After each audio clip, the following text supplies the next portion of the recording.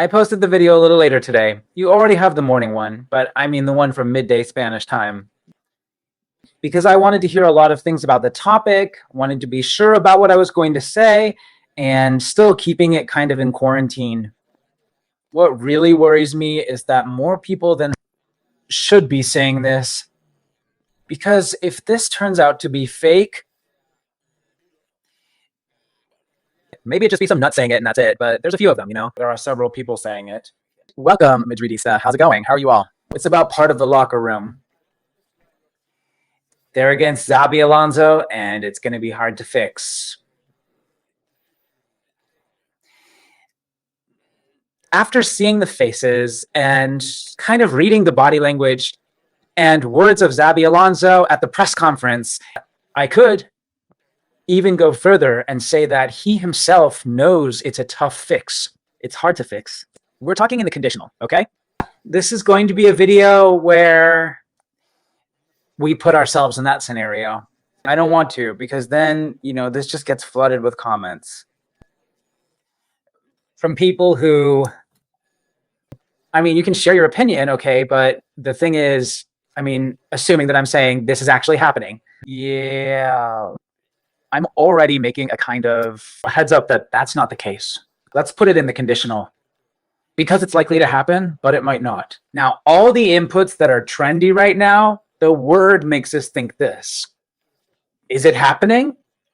They make us think it might be happening. We're not claiming anything. Because I'm just sharing my opinion here based on what I've read and heard. I'm not giving any information, okay? And I invite you to share your thoughts there too in the comments. We put ourselves in that scenario, but I insist. Xabi Alonso's body language and nonverbal cues in his latest press conferences. We no longer talk about the team's play, about the players' lack of motivation. And what about the people who are really close to Vamos, who report every day on Real Madrid, who said back in the day that this has been going on for a while now, huh? Now, let's read what Picon has to say. Quite a few people are saying this, and so, of course, a lot of things come together to make it hard not to think it could be a very real possibility. Now we give our opinion, because first there's news today about Madrid. Bad news, but with a bit of a silver lining in the middle of it. The upside is that it's only 2 weeks for Courtois and for Valverde. And of course, they missed the FIFA break, and then, in theory, they'd be fine for the return. Well, Courtois has been diagnosed with an injury to the long adductor muscle in his right thigh. Looking at about 2 weeks for recovery is what later got leaked. And you guys know how this works? First in Madrid, they put out the statement and all that, and then they leak the recovery times, even though they don't list them in their deck. Medical report. Valverde's issue is due to an injury in the semimembranosus muscle of his right leg. 2 weeks, basically. Sorry, each one should be ready. Back right after this FIFA break. They're staying in Madrid, working with the physios and so on. Well, so they're not traveling, one with Uruguay and the other with Belgium. Well, good news. Good news is Rudiger's returned too. I think it'll be after this FIFA break, because today in Valdebebas, he was back working with the ball. Well, now that the center back Hausen isn't going through his best moment, it reassures us a bit to know that we're going to have him there.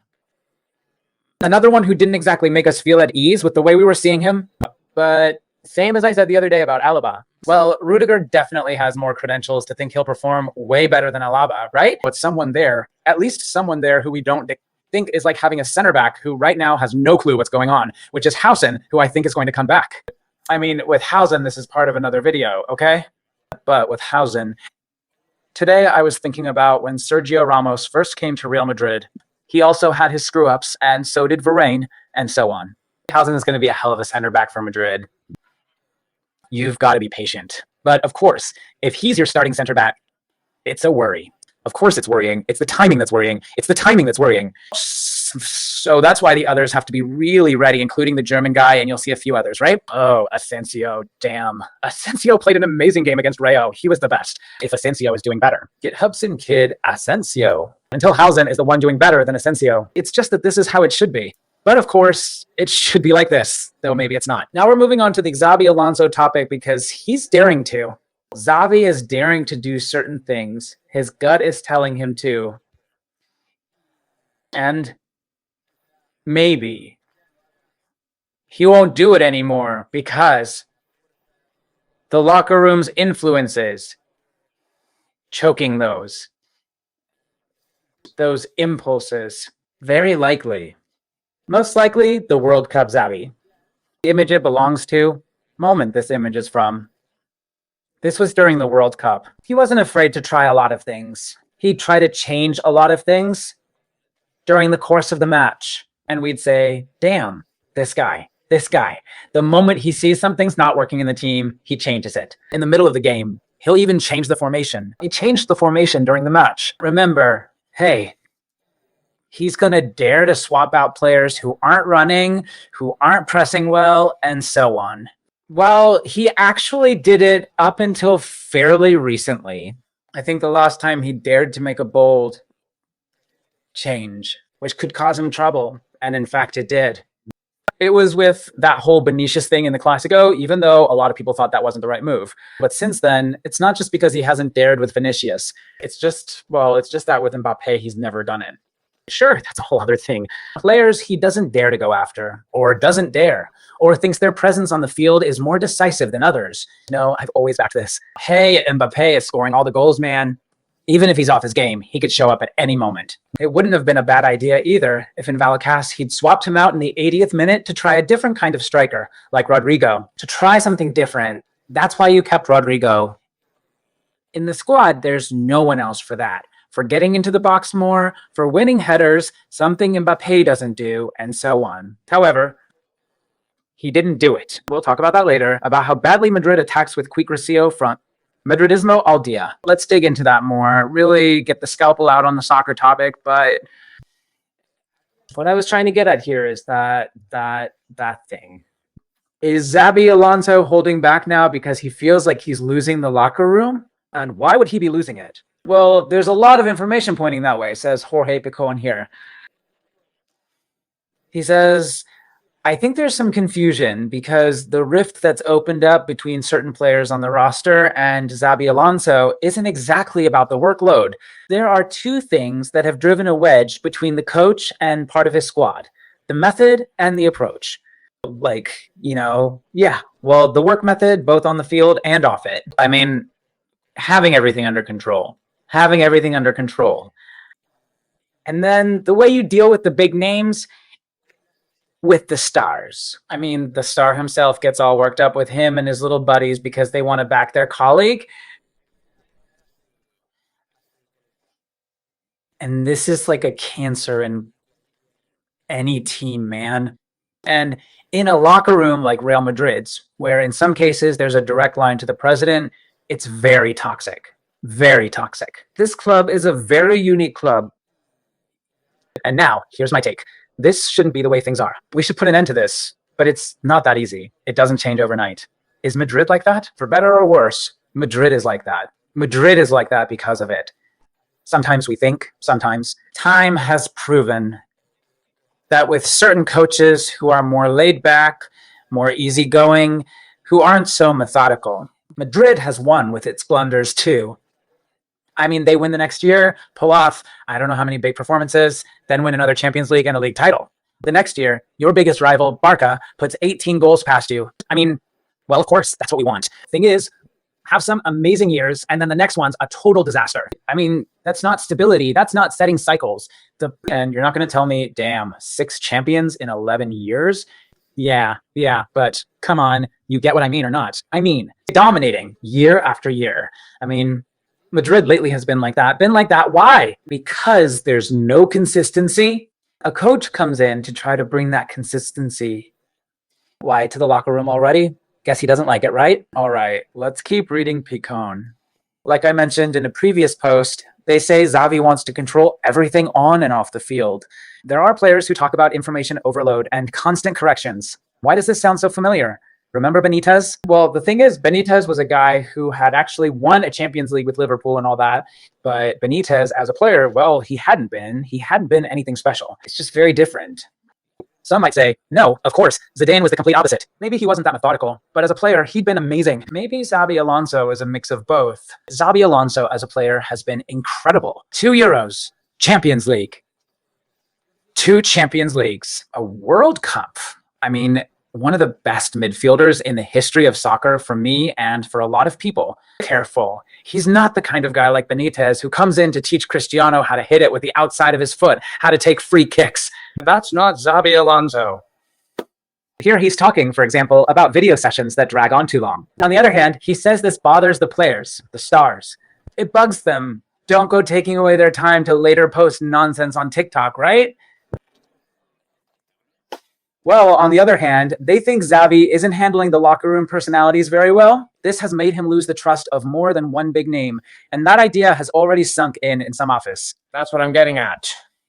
That direct line some hotshot has with this brass, with the VIP section at the Bernabeu and all that, it really pisses me off. Day-to-day life at Real Madrid is a minefield, and Xavi has already stepped on a few.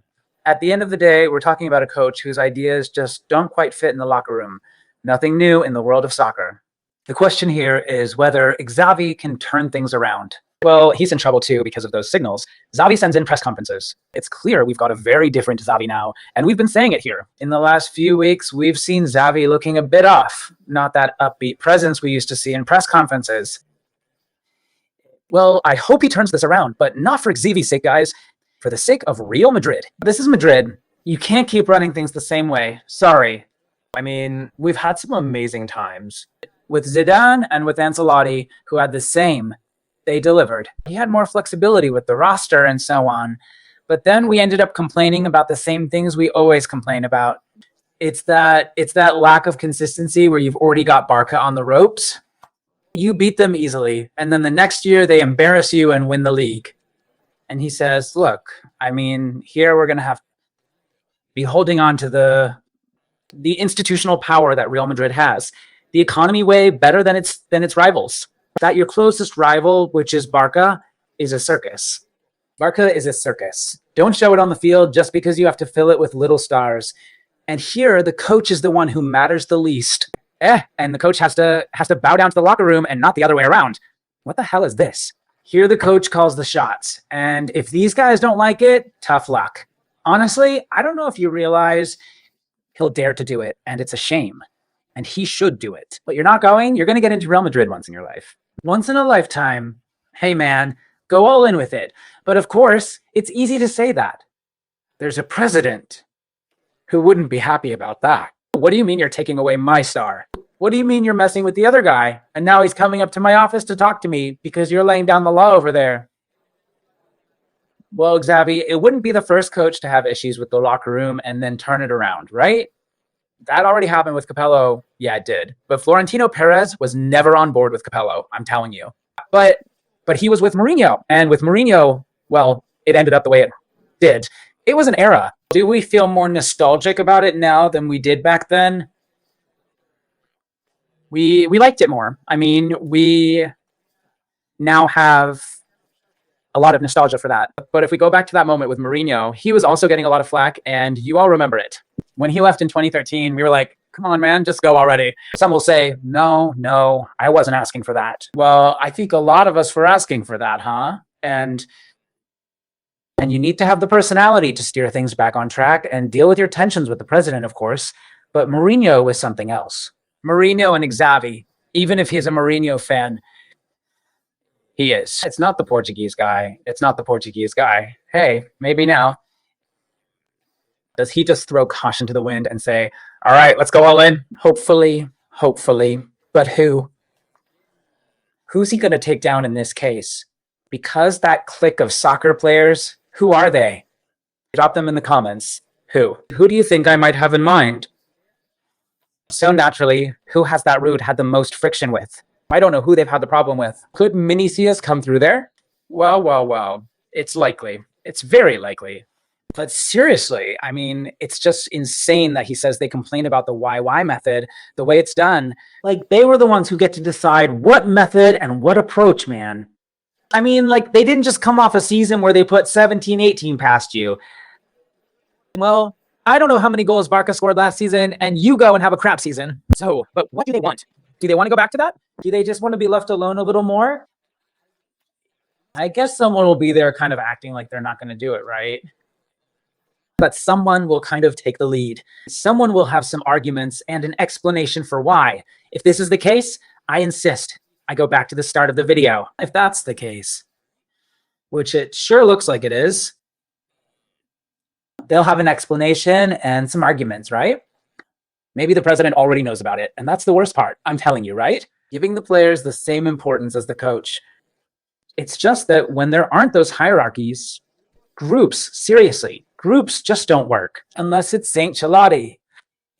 And then, well, knows how to ride out the storm a bit, having to swallow frogs, a lot of frogs, but knowing that these people work this way. But then you have to go through a season like the last one, and then one good, one bad, one good, another bad. And even if you win, then you go and blow it. Well, I get that Xavi came here to put an end to all that and to build stability, not just for one season, but for many, with good play and commitment. Clear ideas, clear gameplay, hard work from the players, and everyone acting as one. Aren't some people more important than others here? Yeah, there are, but you know what I mean? I mean, looking out for the good of the team and not certain players. And maybe not that. If all this is true, that's what some people want to put an end to, for it to keep going like this, right? And always for the benefit of a few and at the expense of the whole group. Because I'm sure in these riots you won't see an Asensio, you won't see a Brain. Hey, maybe later we'll get a surprise. He won't be there. Are there players who aren't there, players who don't play, and maybe they're there? Maybe an Entering or a Rodrigo could be there. I don't know, but yeah, you see, the kind of player profiles that wouldn't be in that mutiny, and the ones who would be if this turns out to be true. Well, so it's a battle I hope the coach wins, right? Hopefully the coach wins, because if the Stars win, are we headed down the wrong path? And would that be a sign the club is sick on the inside, huh? But seriously, I mean, like a dysfunctional club, come on. I mean, what is this about the players winning the battle against the coach? And some will say to me, damn, it's not the first time this has happened, not in soccer and not at Madrid. So you want long cycles of seriousness, of commitment, of Madrid not having just one good year, counter flop, a good year, another flop. A coach like Xavi, that's how I see it, right? And hey, I've criticized him. Some decisions are not decisions he made or didn't make. In Vallecas and in Liverpool, which might have something to do with this situation right now directly. Don't you dare. Don't you dare. So I hope this FIFA break helps him think, reflect, and decide to move forward with my ideas. However long I'm here. In that fight, I'm with the coach. But if this had happened to Ancelotti last year, like if he had found himself in that situation and said, look, I can't put up with these kids anymore, I'm going to be way stricter, I would have been with Ancelotti, totally. I mean, like Pagora Real, may he rest in peace. To that surgeon, cut wherever you need to cut. I mean, you know, you've got to get serious. You're the coach, damn it. Even if you make less than the Stars on your team, but there are hierarchies here, and if they're not respected, I'm telling you. Bad move, bad move. Well, hope it goes great for you. Give it a like. If you enjoyed this video, subscribe to the channel. Please comment, share, and yeah, drop in the comments what you think. See you later. Bye.